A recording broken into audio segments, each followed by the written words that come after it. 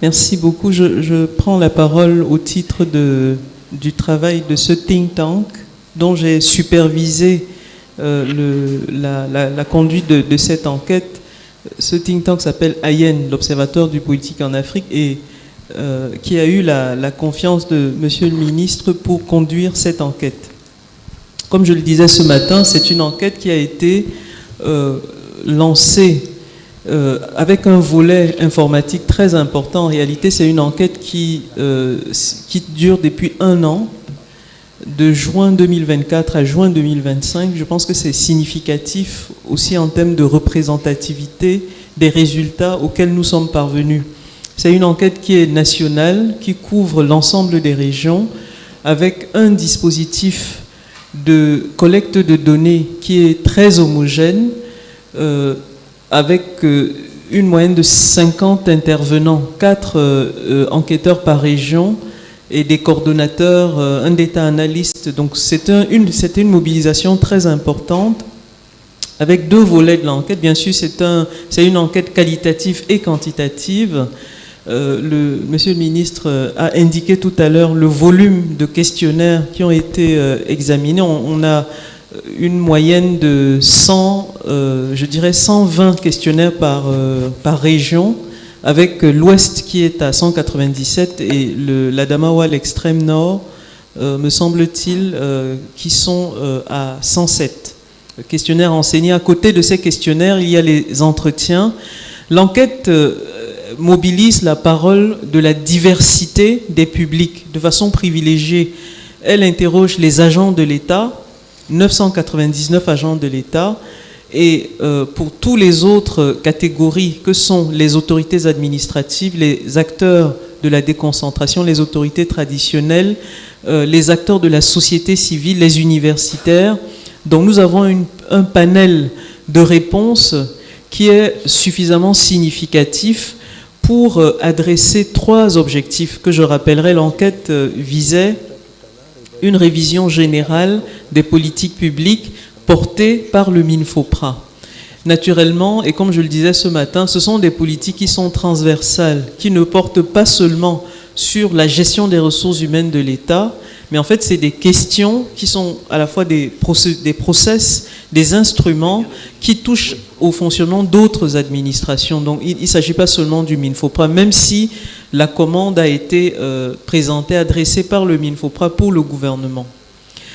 Donc, 3 dimensions de l'enquête. Il y a une première dimension diagnostique, parce que faire une revue générale des politiques publiques sur 5 ans, c'est-à-dire de 2020 à 2025, c'est examiner en fait un périmètre d'instruments, d'outils, de process, de politiques publiques qui sont logés dans une administration, mais dont on a clairement vu que les ramifications de ces instruments engageaient d'autres secteurs de l'administration.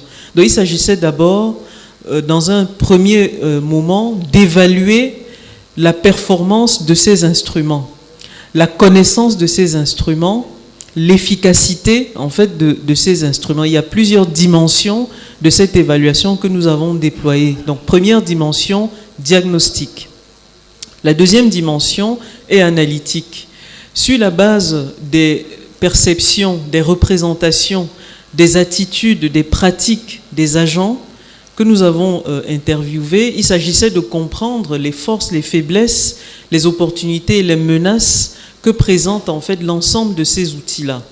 Et on pouvait apprécier sur ce périmètre d'instruments très important, je pense qu'il y a une quinzaine de programmes de politique et d'instruments qui sont examinés, on pouvait à partir de cette enquête analyser la manière dont ces instruments et ces politiques sont connus, sachant que tout tournant réformateur, toute efficacité réformatrice dépend d'abord de la maîtrise de la réforme par les agents qui sont chargés de l'implémenter.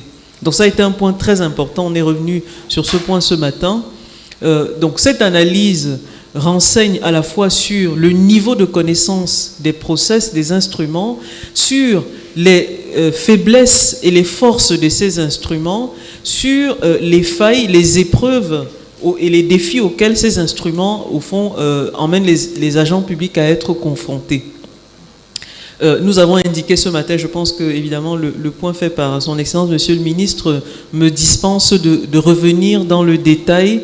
On voit que effectivement il y a d'abord une vision très située de cette appréciation et de cette évaluation de ces instruments et de ces politiques qui est très très riche parce qu'on a une photographie régionale, mais aussi une photographie sectorielle, une photographie instrumentale de ces politiques qui sont extrêmement détaillées. On a un rapport de 700 pages. Je pense qu'il va falloir qu'on le synthétise encore plus, ouais. Excellence Monsieur le Ministre. Ouais. Donc, extrêmement détaillé. Cette analyse montre que, globalement, s'il y a un instrument de politique publique qui est connu, maîtrisé, c'est Aigle. Et on voit bien que sur une période de 5 ans, il y a une pluralité d'autres réformes qui sont beaucoup moins connues et ça pose aussi la question de l'efficacité réformatrice. Parce qu'on peut mettre de l'énergie, du temps et des moyens dans des dispositifs et dans des instruments sans qu'ils soient connus. Très clairement, cette méconnaissance des politiques et des instruments est genrée et elle est générationnelle. Il y a une fracture qui est une fracture de genre. On voit que le fait d'être un homme ou une femme par rapport à la connaissance de ces réformes a une importance. On sait aussi que selon qu'on est en début de carrière et en particulier pour les segments de 30 à 40 ans et qu'on est en fin de carrière, le rapport en fait à ces réformes, à la connaissance et à l'appréciation de l'efficacité des réformes peut changer. Je pense que c'est un enjeu notamment politique très important.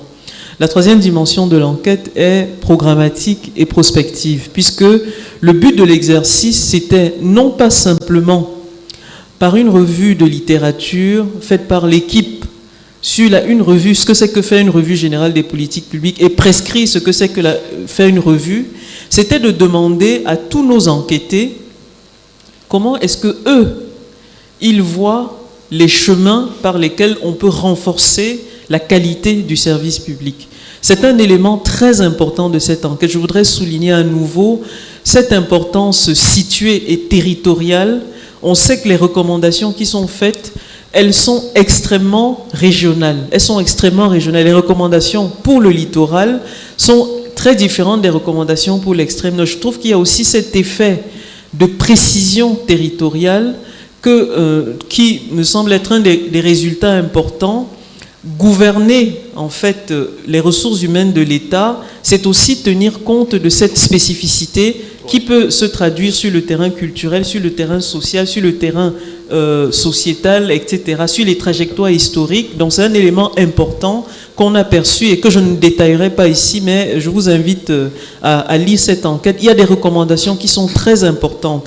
Je voudrais peut-être souligner, en particulier avec la permission de Monsieur le Ministre, un élément clé, en fait peut-être deux éléments. Le premier élément, c'est la question de la coordination. On voit bien que les politiques dont il est question ici, cette revue ne peut être efficace si elle est confinée, en fait, juste à l'échelle d'un secteur.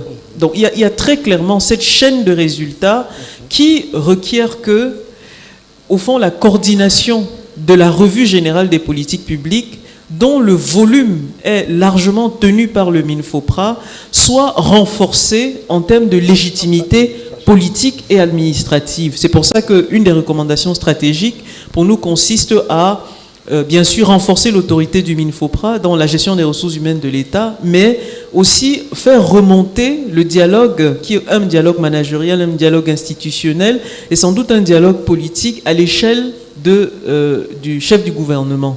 Ce qui permettrait de résoudre, au fond, ces gaps qui sont des gaps aussi de fractures sectorielles dans la gestion des instruments qui ne peuvent atteindre leur pleine efficacité s'ils sont tenus par un seul ministère. Donc, ça c'est un élément important. Ça c'est, je dirais, un petit peu la recommandation par le haut. Cette recommandation par le haut eh bien, peut être déclinée par tout un ensemble de propositions très pratiques sur les mécanismes de connaissance des réformes, la question de la qualité du service dans les administrations, la question de l'inclusivité du service public, la question, au fond, j'ai envie de dire, d'une administration qui est citoyenne, qui est républicaine, parce qu'elle est au service. Et donc, il y a tout un ensemble de mesures que recommandent les enquêtés eux-mêmes sur la manière de renforcer quelque chose qu'ils ont perçu comme étant déjà là, mais qui mérite d'être renforcé. La deuxième chose que je dirais par rapport à ces recommandations, c'est la proposition qui est à l'infiniment petit, la qualité du service public, c'est la qualité de l'interface entre l'agent et l'usager, ce que nous appelons l'État au guichet. Le guichet de l'État, c'est toutes les positions, que ce soit des positions virtuelles, c'est-à-dire derrière une interface digitale, ou une interface physique, c'est tous les espaces où la dame qui a un bébé au dos et qui part de Marois pour venir suivre sa carrière va rencontrer une personne, physique ou virtuelle, qui doit lui répondre. Donc, la question du guichet de l'État, c'est une question stratégique, c'est une question centrale où doit se construire la refondation de la confiance dans le service public. Et tous les efforts qui visent à adresser les besoins des plus petits, des plus modestes, des moins dotés sur le terrain digital, ceux qui sont peu équipés sur le plan du capital culturel, toutes ces personnes qui sont les petites mains de l'administration doivent être la cible privilégiée d'une démarche de renforcement de la qualité du service public. Donc souvent, on pense les réformes en les voyant par le haut, avec des grandes mesures, mais en fait, l'idée, une des recommandations phares, c'est de regarder par le bas, à l'infiniment petit, parce que réconcilier les Camerounais avec le service public, c'est adresser ces interfaces et ces lieux où vous arrivez, on vous dit bonjour, on vous donne une chaise pour vous asseoir. Je sais que le MINFOPRA l'a fait et les enquêtés le célèbrent clairement. C'est aussi la question de l'élargissement de cette qualité de l'accueil, cette qualité du service, c'est-à-dire une administration qui est véritablement une administration de service. C'est d'en faire le paradigme, non pas simplement à l'échelle du secteur, mais à l'échelle de l'ensemble de l'appareil d'État. Merci beaucoup, Monsieur le Ministre.